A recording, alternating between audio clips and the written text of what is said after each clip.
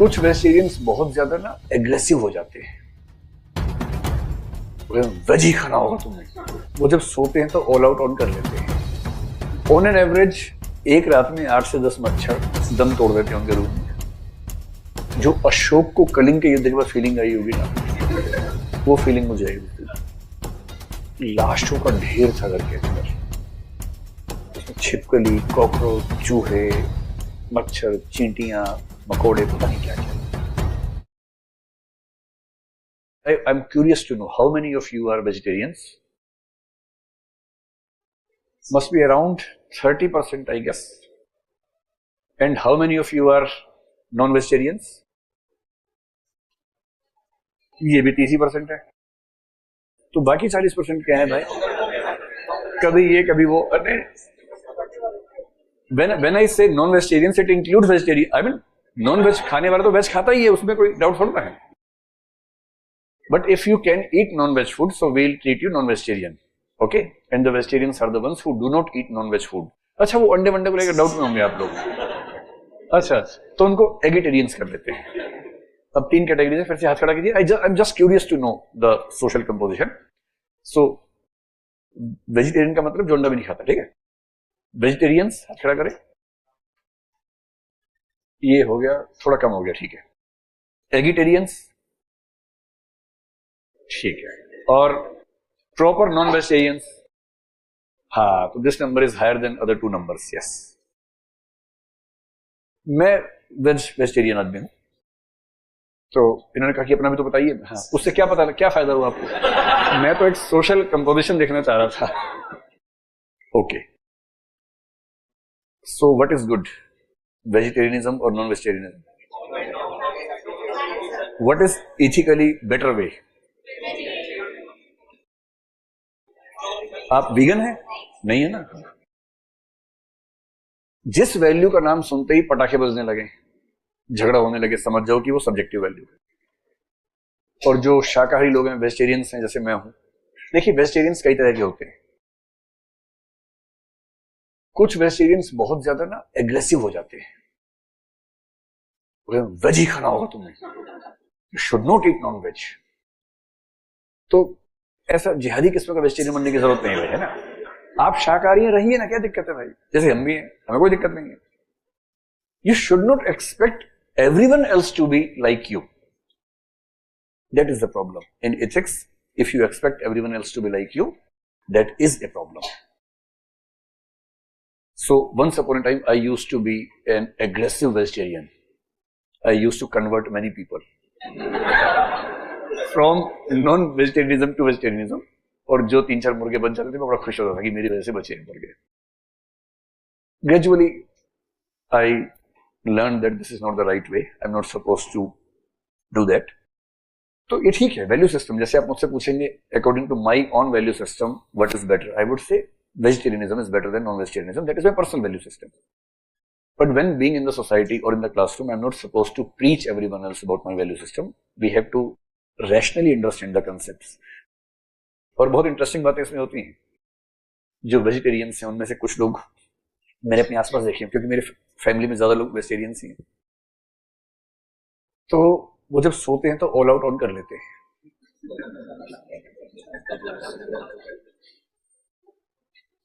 क्या हुआ? मैंने तो अभी एक सिंपल सी बात कही। ऑन एन एवरेज एक रात में 8 से 10 मच्छर दम तोड़ देते हैं उनके रूम में। सांस नहीं ले पाते, घुट घुट के मरते हैं बेचारे। 10 मच्छर, 10 एवरेज मान लेते हैं।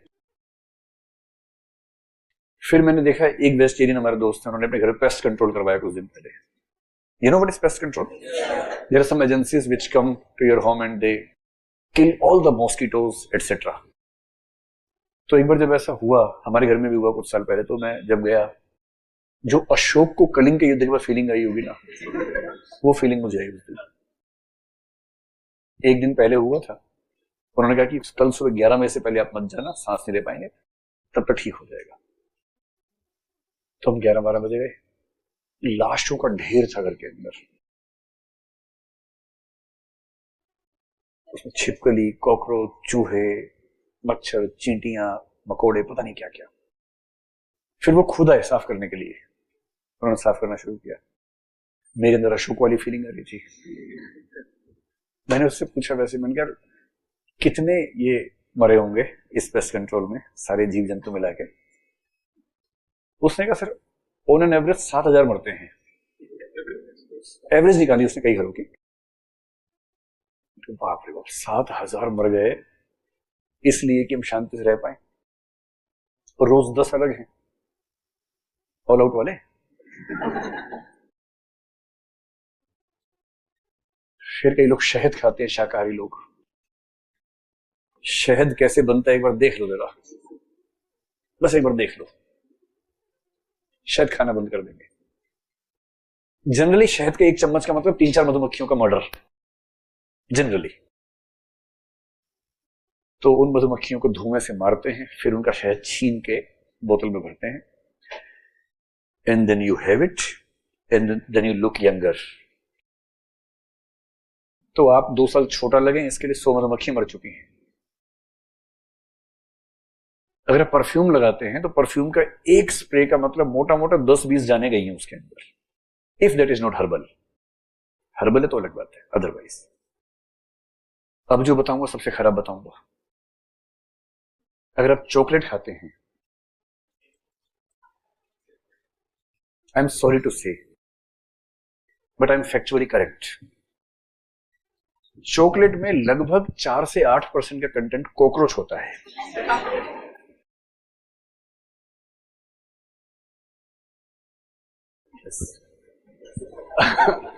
आई am extremely sorry to say, हाँ कॉकरोच ही होता है। ये कह रही है तभी ब्राउन होती है, नहीं नहीं, इसलिए ब्राउन नहीं होती है, क्योंकि चॉकलेट ब्राउन होती है इसलिए कॉकरोच निकाल नहीं पाते वो लोग। अगर अगर अगर कॉकरोच सफेद होता तो निकल जाता, पीला होता निकल जाता, पर बाई चांस वो उसी कलर का होता है तो सेपरेट नहीं कर पाते। And just go to internet, अब तो इंटरनेट का जमाना है, just search on the net cockroach in chocolate, 1000 link खुलेंगे। फिर आप जाना FDA, जो क्या है, फेडरल एडमिनिस्ट्रेशन ऑफ ड्रग्स है ना अमेरिका में, जो वहां का फूड एंड सप्लाईज चेक करता है, मेडिसिन चेक करता है, उसका नोटिफिकेशन पढ़िए। If I am right they have allowed 4 to 8% of cockroach element in the chocolates. क्यों अलाउ की? जब चॉकलेट बनती है, जहां वो प्लांट्स होते हैं वो कुएं जैसा होता है, उसकी स्मेल इतनी ज्यादा अच्छी होती है कि कॉकरोच झेल नहीं पाते, वो उसकी तरफ भागते हैं, उसके अंदर गिर जाते हैं। और बाद में जब चॉकलेट बनता है कलर एकदम सेम है, कितनी भी कोशिश करे अलग हो नहीं पाता है, तो फिर क्रश हो जाते हैं। 8% तक है, ज्यादा नहीं है। तो जब भी आप किसी को चॉकलेट दे रहे हैं, ध्यान रखना है यू आर मेकिंग हिम और हर नॉन वेजिटेरियन। आज ही सर्च करना है, कर भी लिया होगा लोगों ने शायद। अब आप व्हाइट खाते हैं कि हरी खाते हैं मुझे नहीं पता, but just do some research on cockroach in chocolate and you will find thousands of articles on this. चलिए, आखिरी बात यह कि जब आप वेजिटेरियनिज्म के पक्ष में हो, मैं वेजिटेरियन हूं, मैं आपको बार बार कह रहा हूं, but I want you to think objectively. Just because I am a vegetarian I should preach everyone has to be vegetarian, ऐसा थोड़ा ना। और भी तो एस्पेक्ट्स हैं इसके। मिल गया? कितने? बहुत सारे आ रहे होंगे। हाँ, कितने लिंक आ रहे हैं? ऊपर लिखा होगा ना 10,840 ऐसा कुछ। एनीवेज, लास्ट, अगर आप लेदर शूज पहनते हैं, अगर आप लेदर का बैग लेके घूम रहे हैं, लेदर बेल्ट पहनते हैं, ये लेदर का नहीं है। कितना क्यूट क्वेश्चन पूछा देखो, the cutest question of today. मैंने कहा कि लेदर बैग, लेदर शूज है, वो तो मरे हुए जानवर से बनता है ना, मार के थोड़ा ना बनता है। एक काम करो, नेट पे और सर्च करो how leather shoes are made in China. Video आएंगे बहुत सारे, मैं आपको बताता हूं एग्जांपल कैसे होता है। If you are holding a leather bag with you, bag का साइज देख लीजिए, उसी साइज का एक जानवर मरा होगा, सेम साइज। वो कोशिश करते स्टिच ना करना पड़े, तो जो नेचुरल स्टिचिंग है उससे काम चलाते हैं। गर्दन काट के बाकी सब निकाल लेते हैं गर्दन के अंदर से बाहर। अब बैग बच गया, उसी को पॉलिश वॉलिश करके अपना ब्रांड नेम लगाया, हैंडल लगाया, तो ये कुत्ता ले जाओ। So when you are holding a leather bag, basically you are holding a dog or maybe a goat or maybe something else. हाँ, इसीलिए ऐसे ही जूते हैं। और चाइना का वीडियो मैंने जब देखा, जितने आवारा कुत्ते हैं, स्ट्रे डॉग्स हैं, they kill them to make bags. And how they kill? एक लंबा सा रास्ता है, रास्ते के कोने पे 3-4 बार मुड़ना है, एक पॉइंट पे एक आदमी खड़ा हुआ है एक हथियार लेके। वो डॉग जैसे ही वहां पहुंचेगा वो उसके माथे पे यूं मारेगा, 1 सेकंड में उसकी मौत हो जाएगी। और hundreds of dogs are killed on daily basis in one factory. और फिर वापस जूता बन के आता है। अब सिंपल सी बात है, when you think objectively, 1 person killing 1 chicken on a day, let us assume. मुझे नहीं पता कि एक चिकन कितने लोग खाते हैं या एक ही खा पाता है, कितना होता है, जो भी होता हुआ। Let us assume 1 person eats 1 chicken on 1 day. I know this is bad in the sense that chicken has to face a lot of suffering and pain. I have a compassionate understanding for the animals who are killed in the name of, especially in the name of religious sacrifices. I have a feeling of deep compassion for them.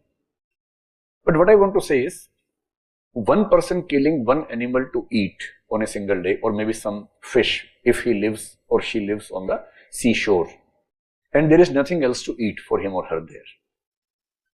But if I am killing 10 mosquitoes in one night in the name of a good sleep, I cannot say that I am morally upright than this person. I cannot say that. 1 person killing a lot of animals and birds not for eating, and someone else is killing an animal for eating, how can you say the person who is not eating the animals is better than the one who is eating the animals? We all have been killing a lot of animals and species or the creatures for different reasons. And the judgment cannot be taken just on the basis of if someone is eating or not eating. And when you say I'm vegetarian, you are privileged enough to be a vegetarian. Vegetarians केवल वो हो सकते हैं जो उन places पे हैं जहां एग्रीकल्चर प्रोडक्शन एडिक्वेट होता है। In this world, you must have studied in geography, there are many places where we can not have agrarian production to the level of the demand और may be the needs of the people. And that is why when you decide something, try to understand the perspective of the other as well, of the other culture as well. Having said all that, I strictly believe in vegetarianism. I am a vegetarian. I will be a vegetarian till the end of my life because I don't see any reason to be non-vegetarian. But at the same time, we have to be objective to take some decisions in ethics.